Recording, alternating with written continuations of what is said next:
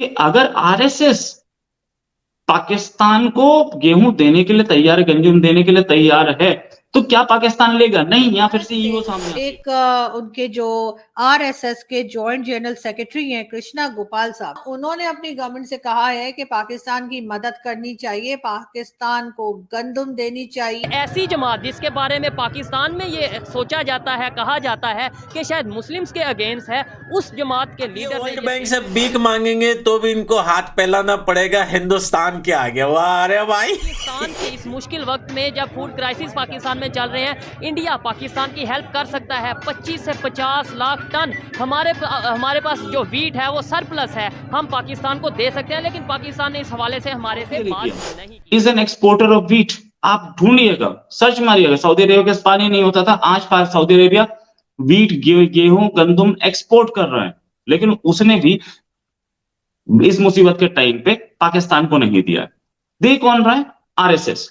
India भी नहीं, India की तरफ से, गवर्नमेंट ऑफ इंडिया की तरफ से भी कोई ऑफर नहीं गया, आरएसएस दे रहा है। हाफिज सईद जिसको कहा गया था कि जी जेल में है, वो भी बाहर दंदनाता घूम रहा है। और इतने ये ज़हनी तौर पे मफलूज हो चुके हैं पाकिस्तानी कि इन्हें पता ही नहीं है कि फैटफ का इंचार्ज कौन है इस वक्त, सदर कौन है। उसका नाम टी राजा कुमार साहब है। वो ही इज भारतीय निजाद हैं जो इस वक्त फैटफ के प्रेसिडेंट हैं, टी राजा कुमार साहब। यार उस जगह का सीईओ हिंदुस्तानी बन रहा है जहां जहां पड़ोसियों का काम फंसा हुआ है भाई। अब ऐसे मौके पे वर्ल्ड बैंक का सीईओ हिंदुस्तानी भाई लाहौर वो कहां से कहां पहुंच गया। यकीन कीजिए, इन 1947 में इंडिया पाकिस्तान अलग ना हुआ होता तो आज हम टमाटर 20 रुपए किलो ही ले रहे होते। नमस्कार दोस्तों, मैं हूं सुनील कुमार। आरएसएस के वरिष्ठ नेता ने सुझाव दिया है कि बदहाल पाकिस्तान की मदद के लिए भारत को गेहूं देना चाहिए। आरएसएस के सह कृष्ण गोपाल ने कहा कि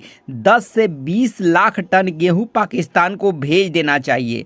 उन्होंने कहा कि पाकिस्तान में 250 रुपये किलो आटा बिक रहा है। हमें दुख होता है, अपने ही देश के लोग हैं। कृष्ण गोपाल ने कहा कि वहाँ की जनता को भूख से मरने की बजाय भारत के पास सरप्लस गेहूं है, दे सकते हैं। करीब 70 साल पहले हमारे साथ ही थे, इतनी दूरी का क्या लाभ है?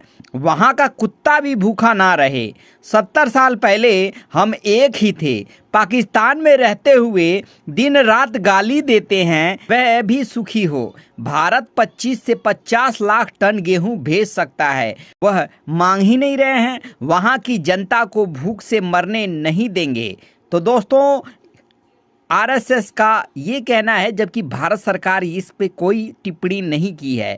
तो आइए दोस्तों देखते हैं कि आरएसएस की इस बयान पर पाकिस्तानी मीडिया और वहां की जनता क्या कह रहे हैं। तो आइए देखते हैं दोस्तों। भारत से एक उनके जो आरएसएस के जॉइंट जनरल सेक्रेटरी हैं कृष्णा गोपाल साहब, जी हाँ, उन्होंने अपनी गवर्नमेंट से कहा है कि पाकिस्तान की मदद करनी चाहिए, पाकिस्तान को गंदम देनी चाहिए। और उसकी वजह यह है कि जो आम सिटीजन्स हैं उनका कोई लेना देना या कोई कसूर नहीं है पॉलिसी मेकिंग में, या फिर भारत के साथ एक जो नफरत का बताया जाता है या जो कश्मीर किया जाता है, शायद उसमें जो है वो आम सिटीजन का कोई लेना देना नहीं है। और वो बेचारे भूखे हैं, और वो बेचारे जो हैं वो रोटी को तरस रहे हैं, परेशान है, इकोनॉमी भी खराब है और साथ ही साथ खाने पीने के भी लाले पड़े हुए हैं। इस बात को उन्होंने अपनी गवर्नमेंट से कहा है कि जी भारत को पाकिस्तान की मदद करनी चाहिए।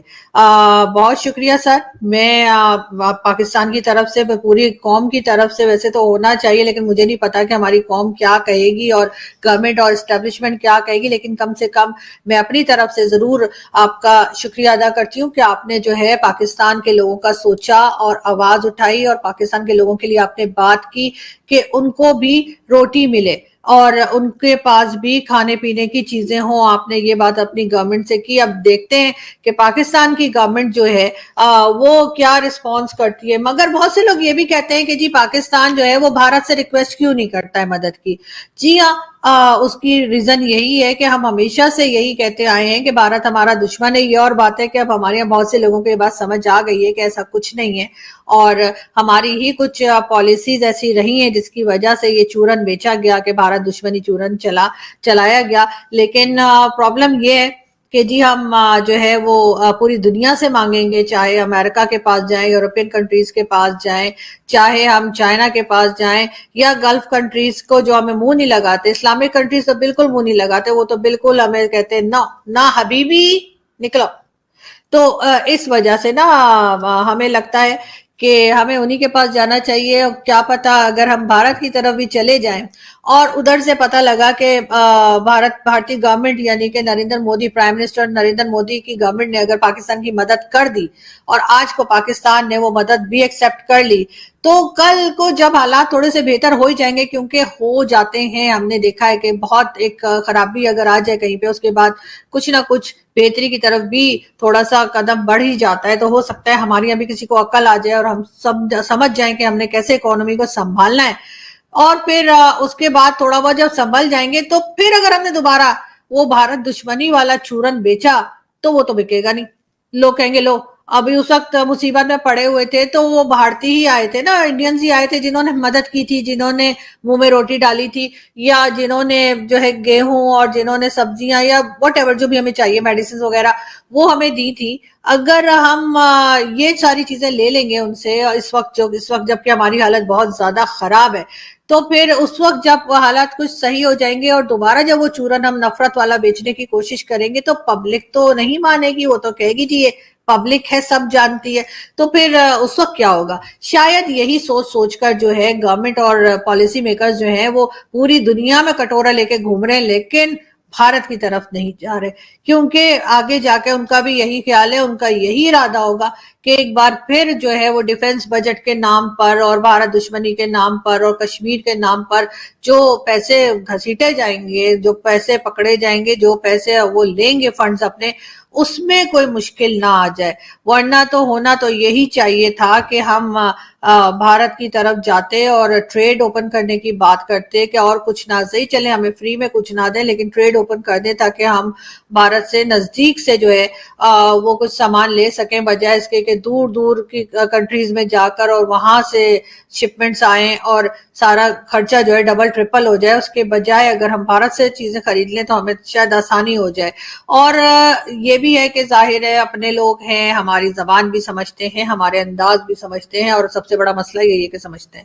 اس لیے کہ باقی جو یورپین کنٹریز ہیں، امریکن کنٹریز ہیں، امریکہ ہے اور یورپین کنٹریز ہیں، ان کو تو ہم پھر بھی تھوڑا بہت جسے کہتے ہیں نا ماموں بنا لیتے ہیں. انڈینز کو ماموں بنانا تھوڑا مشکل ہوتا ہے، لیکن پھر بھی ہونا تو یہی چاہیے کہ ہم بھارت کی طرف جائیں اور ان سے بات کریں اور ان سے ریکویسٹ کریں کہ جی ہم اس وقت مشکل میں ہیں اور فی الحال کے لیے ہم یہ دشمنی جو ہے اس کو چھوڑ دیتے ہیں اور ٹریڈ جو ہے آپس میں کرتے ہیں تاکہ ہمارے لیے بھی آسانی ہو. مگر مین ایشو جو ہے جس کی وجہ سے بات نہیں کی جا رہی، ایک خاص وجہ یہ بھی ہے کہ یہ جتنے پالیسی میکرز ہیں، چاہے ہمارے فوجی ہو یعنی کہ اوپر لیول کے جو ہوتے ہیں نا جنرل وغیرہ، باجوہ صاحب وغیرہ، وہ دبئی شبئی میں گھومتے ہیں جو، اور یا پھر جن کے آئی لینڈ وغیرہ ہے کہا جاتا ہے، چاہے وہ ہو جائیں، چاہے پولیٹیشنز ہوں، چاہے ہمارے بیوروکریٹس ہوں، چاہے سرکاری امپلائیز ہوں جن کے بہت زیادہ جن کی سیلریز ہوتی ہیں، 4 گاڑیوں میں گھومتے ہیں، ان کے گھر میں کھانے کا کوئی پرابلم نہیں ہے.